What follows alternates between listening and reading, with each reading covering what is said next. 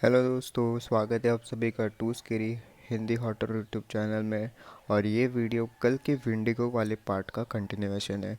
तो बिना टाइम ज़ाया करे हम सीधा कहानी में बढ़ते हैं। क्या ये मेरा आखिरी दिन है? क्या ये आज मुझे मार डालेगा? मेरे दिमाग में ना जाने कितने ख्याल आ रहे थे। उसकी वो पीली सुर्ख आंखें सीधा मुझ पर गड़ी हुई थी। और फिर कुछ देर वही खड़े रहने के बाद वो बाहर चला गया। उसके जाने के कई देर बाद तक भी मेरी हिम्मत नहीं हुई कि मैं उठ के उसको देख सकूं। लेकिन फिर आखिर में मैं उठा और बाहर जाके देखा तो वो वही खड़ा था जहाँ से वो रोज़ मुझे देखता था। मैं उसी वक्त जल्दी से अंदर आया और अपने उस जाने वाले को कॉल किया जो उस दिन मेरे घर आए थे। मैंने उनको सारी बात बता दी तो वो बोले कि वो अभी मेरे पास आ रहे हैं। और वो 2 घंटे वेट करने के बाद मुझे कुछ दूर कार की आवाज़ सुनाई दी। लेकिन उनकी जीप वैसी आ रही थी जहाँ वो वेंडिगो खड़ा था। शिट, कहीं वो उसके अटैक ना कर दे। मैं जल्दी से उठा और फ्रोज़न मीट का एक बड़ा सा टुकड़ा उठा के जल्दी से बाहर गया और उस वेंडिगो की तरफ फेंक दिया, जिससे कि वो उस मांस को टुकड़े को खा ले और उसके ऊपर अटैक ना करे। लेकिन वो तो हिला भी नहीं, बस वही खड़ा मेरी तरफ देखता रहा। फिर मैं उस आदमी के जीप के पास पहुंचा। वो विंडेगो अभी भी मेरे ऊपर नज़र रखे हुए था। फिर मैं उनके अपने घर के अंदर लाया और सारी बात बता दी। मेरी बात सुन के वो मुझ पर नाराज़ होने लगे कि क्यों क्यों मैंने उस शैतान को फांस तक आने दिया और भी काफ़ी कुछ। और फिर आखिर में वो बोले कि मेरा आज रात यहाँ रुकना ठीक नहीं है। उनका घर पहाड़ से नीचे बस्ती में था। मैं उनके साथ उनके घर चला गया।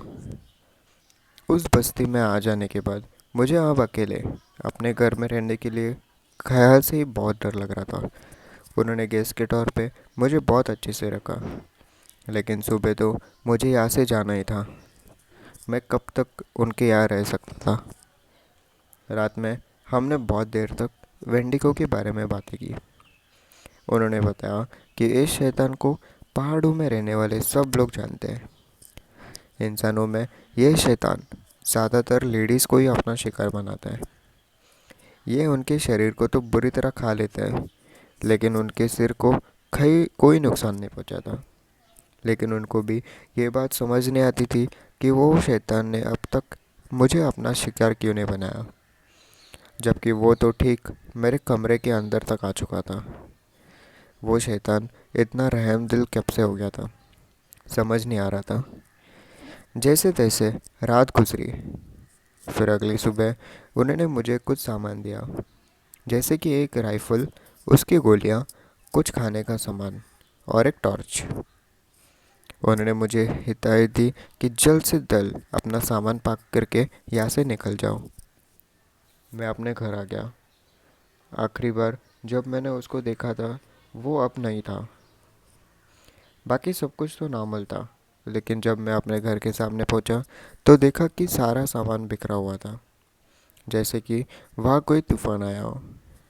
मैं जल्दी से अंदर गया और दरवाजे को अच्छे से बंद कर दिया। शायद उसको पता नहीं था कि मैं वापस आ गया हूँ। और सच बताऊँ तो मैं अब चाहता भी नहीं था कि वो उसको पता चले। कई घंटे बीत गए और बीच बीच में मैंने कई बार दरवाज़ा खोल के देखा, लेकिन वो नहीं आया। वहाँ मेरा सारा सामान बिखरा हुआ था, लेकिन बाहर जाके सामान ठीक करने की हिम्मत भी मेरे में नहीं थी। समझ ही नहीं आ रहा था कि मैं क्या करूँ। कई महीनों की प्लानिंग के बाद तो मैंने यहाँ आके रहने का फ़ैसला कर लिया। और अब ऐसे अचानक यहाँ से मैं कहाँ जाऊँगा? टेंशन की वजह से भूख भी नहीं लग रही थी। ऐसे ही शाम हो गई और शाम होते ही मुझे बाहर से कदमों की आवाज़ें आने चालू हो गए। वो आ गया था। हालांकि उसने मुझे देखा तो नहीं था, लेकिन फिर भी पता नहीं क्यों मुझे ऐसा लग रहा था कि वो बहुत गुस्से में है। वो मेरे घर की लकड़ी की दीवारों को ज़ोर ज़ोर से पटक रहा था। इतने ज़ोर से कि लग रहा था कि वो अभी तोड़ के अंदर घुस जाएगा। ये ठीक नहीं था। मुझे कुछ करना था।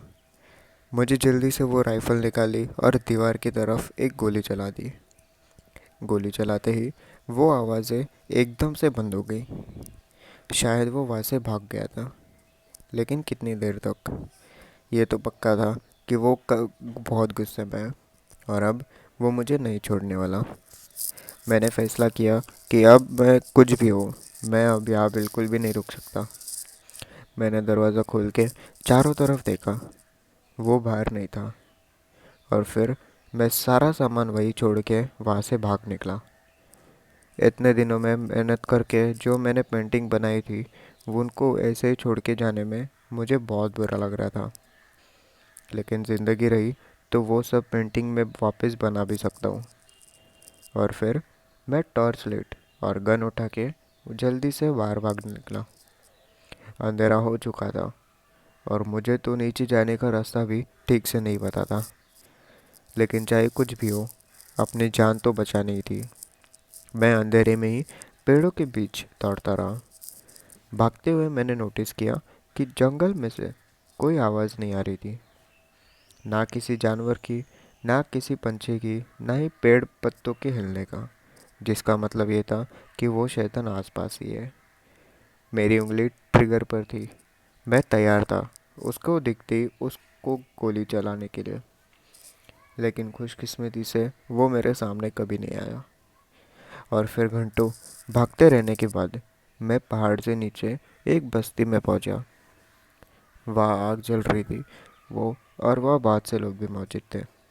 उनके पास जाके मैंने उनको सारी बात बताई, तो उन्होंने मुझे घर के अंदर बुला लिया।